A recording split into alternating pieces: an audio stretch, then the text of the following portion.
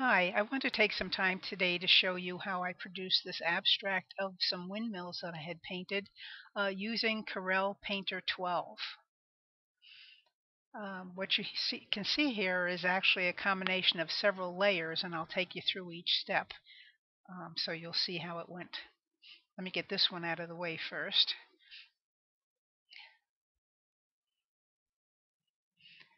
Okay, now I did start with a blank canvas. Um, you can see a bunch of layers here that I have, but I have them all shut off so you can see the steps that I've taken. I started out with a flow map, which I created, just drawing some vertical black lines to create a pattern that would give me um, a pathway for watercolor paints to run down. Um, if you take a look at this layer, you can see where I've used that pattern. You can see it right there, and created this effect. Now, um, I have this as a gel right now, which is listed up here. If I had this as a default layer, you would see it would be much brighter. Maybe not. Anyway, I'm going to go back to the gel layer. All right. Then what I did was I took and I painted some windmills, turned them on, and I used the select tool. Um, Yeah, here you can see the selection portfolio. And what I did is I had painted a windmill on in a traditional painting, which had a sunset background in it and everything. And I took and I picked that out and I cleaned everything away and made it just a black image, and then saved it to my selection portfolio. And you can see there's several different shapes down in here for abstracts. Then all I had to do was double click on it, and you can see the outline of it now on the painting. And then I could just fill in with colors. I will, let me see, let me pick a color so you'll see it. And right now I'm using an opaque brush, which is all right. Let me just color in here, and you'll see. Whoop! I don't want that white. I want it something that you can see. Let me switch pens.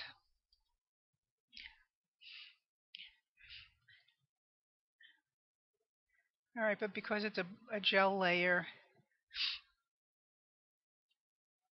let me switch that to, pardon me, I have it as overlay. Let me switch that back up to default. There you go. Now you can see them. And you can see because the selection is outlined, I can only paint within the selection, which makes it kind of neat.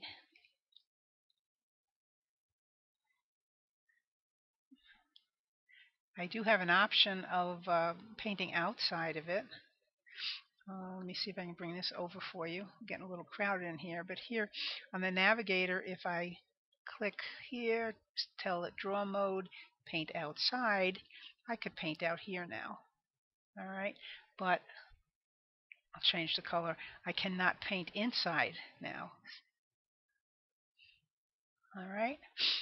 Um, anyway, let's see if we can undo all these brush strokes, get this all out. And I'm going to take off the selection. Okay. Oop, and I still got a few more brush strokes showing there. There, now we're back to it. Now, this was looking pretty pale to me, and so what I did was I duplicated the layer and added a second one, and that brought it out brighter. Still kind of pale. I wanted some more effects, and so I created this next layer, which is a watercolor layer, and I used a canvas toner brush to add some more color to it. Um, there you can see it, and I have it listed as an overlay. Let me see if I change some things, what happens. If I say difference, what are we going to get? Changes the color completely of the windmills. Let's see if I do saturation. All right, now it really made them very, very bright, but it eliminated, the red that was in the very first one. Color. Ooh, there's the red now. So I have a lot of options of how I wanted to do it. Um, Hue. Let's see what that does. That just kind of loose. Oh, that's kind of pretty though. If I could just bring the color all up. Let me go back to. I believe I was in overlay. Yeah, I was in overlay. All right, so I've overlaid the watercolor layer on top of the two other layers that I've put in. Um, let's see what I brought in layer 6. Okay, layer 6 I added the texture. Now, just like, let me bring this back in here. Just like I had a flow map, so the paint would flow down it, I also have a paper that um, is the same pattern. Let me see if I can get it here. There it is. And so that when maybe I'll bring it over here. You can see it's a close-up essentially of what the flow map was. I took and I added a layer by going up into effects and added a layer of paper as a surface effect. And it's a gel, so things are showing through it. Now, when I added the layer, okay, I could change the intensity of what was going on, so that I kept increasing it until I got these darker lines that I wanted. And that's how I accomplished that effect. If I change this to something other than gel, let's see what happens. Let's try difference. I like difference. It always, whoa. All right. It just changes things a whole lot. But look at now. We got some purples and blues and greens and yellows coming up really strong there. I'll put it back to gel. It can be the gel or multiply would be the same effect. I do have another layer here, 5, but I don't think okay, that just darkened it. Um, all right, so that's how I got to this one. Let me get this out of the way now. But what I did was I played around with oh, effects. I'm trying to see if I can bring this menu down. No, I don't think I can get it down into where I want it. But if you go to the effects menu up top, uh, it'll give you an option to apply tonal controls, um, and I did adjust color, or actually I did adjust brightness and contrast, and a menu comes up and you can see where I could change it. Oh, wait a minute, I forgot. This will not work. Cancel that for a minute. It will not work when the painting is on the canvas layer. Oh, by the way, do you see the signature down here? I have that on a separate layer now. You'll watch if I turn it off. Now it's no longer visible. Now it is visible. All right.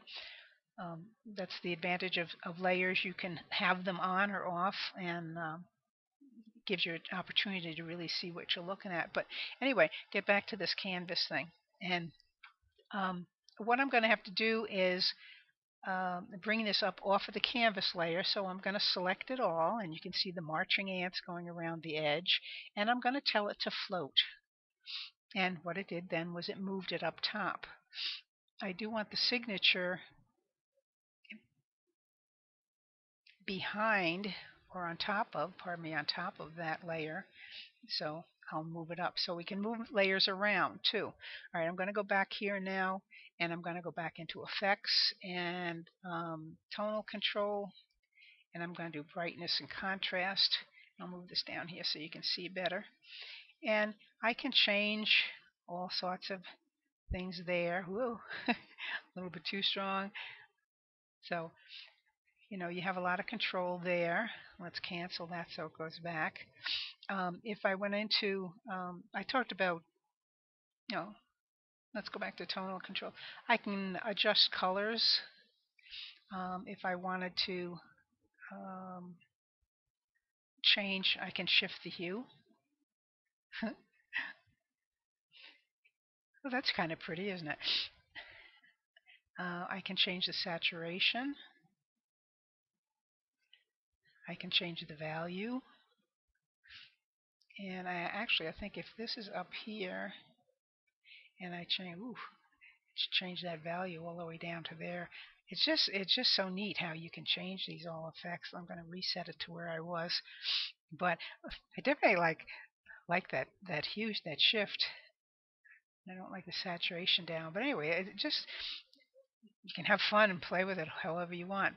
But anyway, and what I would do now if I'm getting ready to uh, save it as a completed file, I can take and I can drop all the layers to the canvas. There's a drop all order, and now everything's combined. All right. The only thing is, if you do that, then you want to work on separate. Say you wanted to move that signature around or change it, you wouldn't be able to if you had saved this like this now. So I'm gonna. There's an edit button that says undo drop all, and so it puts me back up to how I was. So I can do different things with it. But anyway, I just thought it was kind of fun. Wanted you to see how this all came about, and I hope you enjoyed this. We'll try and do another one soon. Thank you.